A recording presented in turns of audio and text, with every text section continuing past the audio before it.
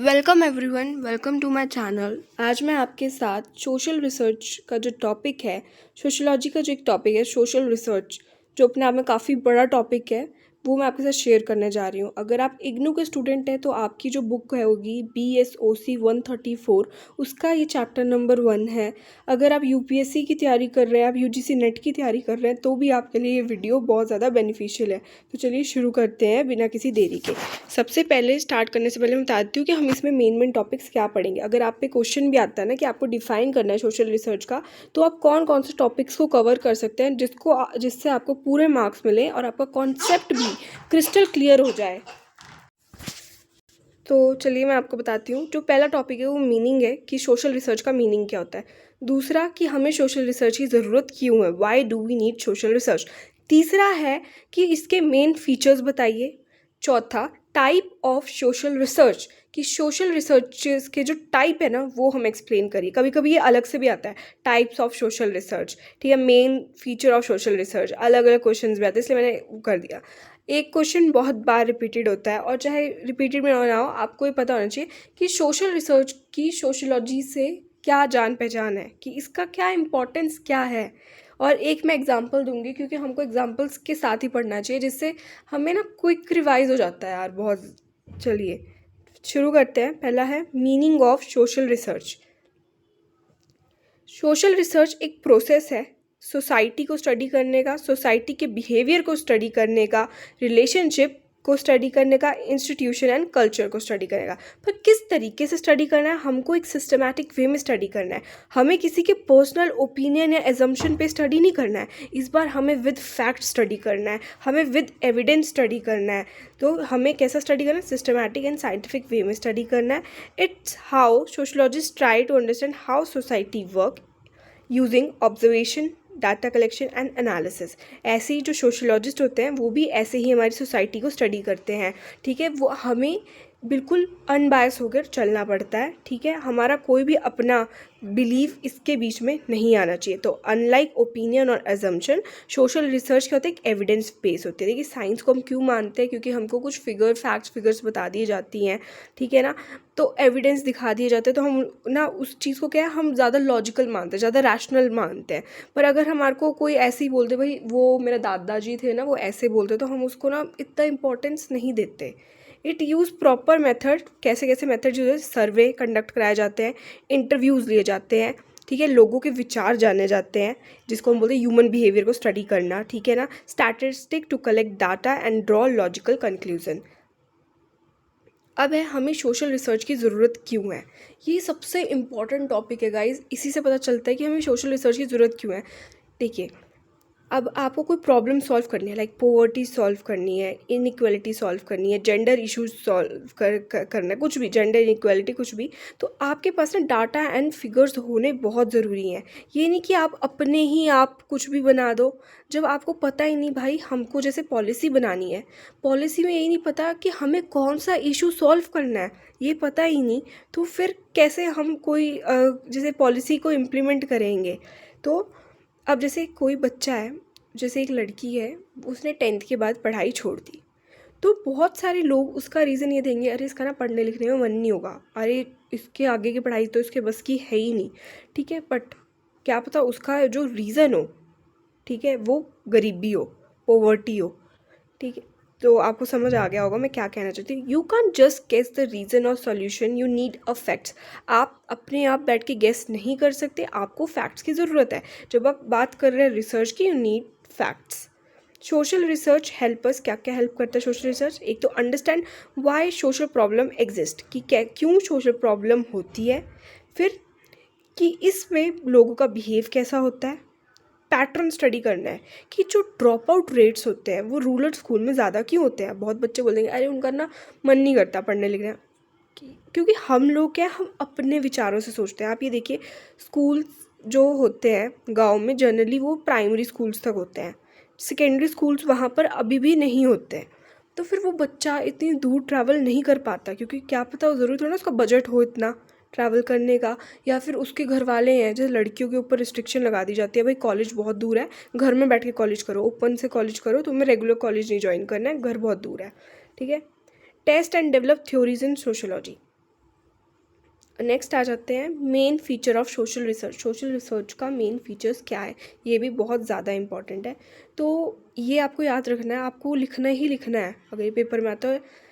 तो here what make social research different from casual observation. Social research जो हमारी आम चाल वाली ऑब्जर्वेशन है उससे डिफरेंट कैसे है, देखिए इसमें फर्स्ट स्टेप होता है सिस्टमैटिक। हम क्या करते हैं, सबसे पहले एक क्वेश्चन अराइज होता है कि पोवर्टी क्यों है, या ये इस बच्चे ने स्कूल जाना क्यों छोड़ दिया।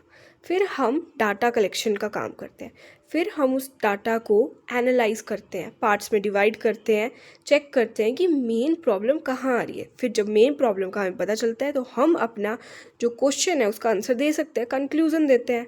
ऑब्जेक्टिव क्या है, डोंट इन्वॉल्व पर्सनल बायस। भाई आप कोई भी रिसर्च कर रहे हो ना, आपका स्पेशली सोशल रिसर्च की बात करिए, आपका अपना बिलीफ उसके बीच में नहीं आना चाहिए कि भाई मैं ये मानती हूँ या मेरा रिलीजन ये कहता है, उसका रिलीजन ये कहता है। नहीं, आपको किसी भी चीज़ का रिलीजन, कस्टम, बिलीफ अपना कुछ बीच में नहीं लेके आना है।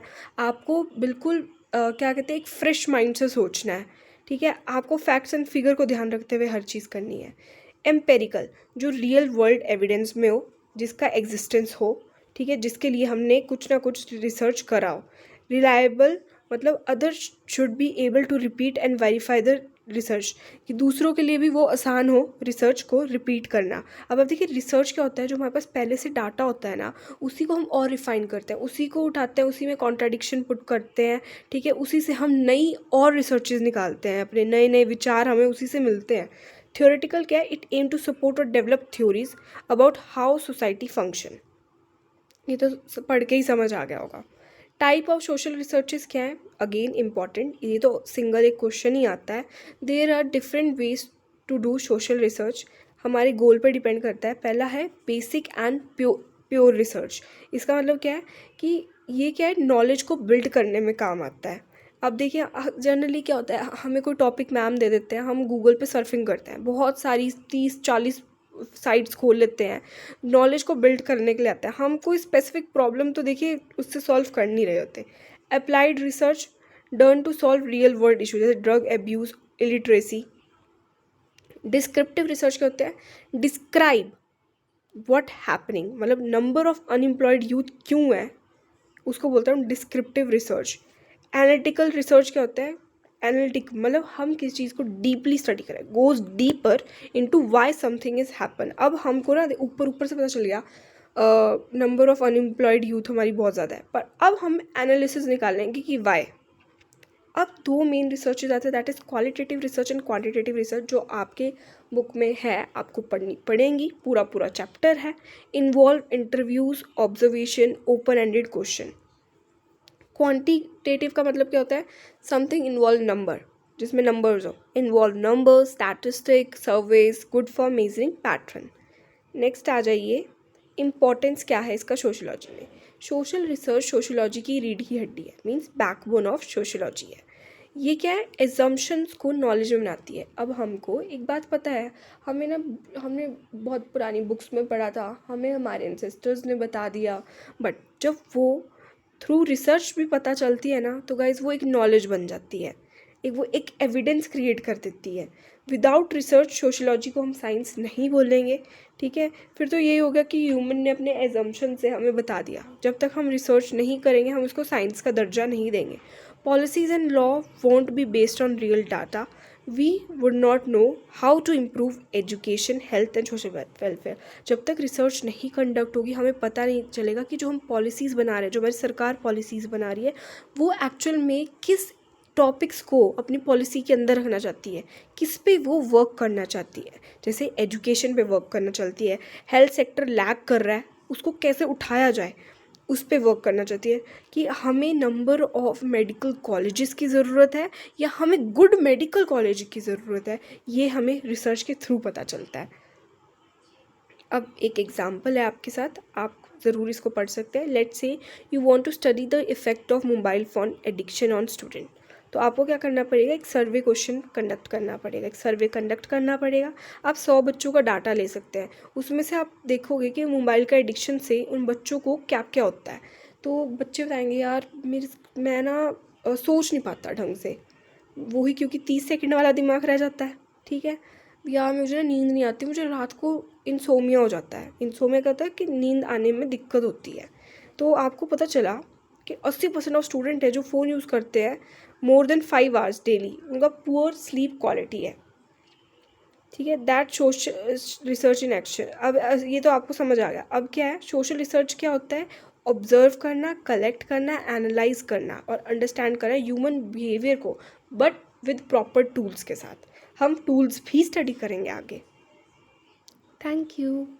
आई होप आपको मेरा ये वीडियो अच्छा लगा होगा। अगर वीडियो अच्छा लगा हो तो प्लीज़ चैनल पे कमेंट ज़रूर करना और मुझे बताना कि अगर आपको कोई भी डिफ़िकल्टी है तो भी आप मुझे बताना, और कोई मैंने गलती करी होगी then again you can tell to me. Thank you.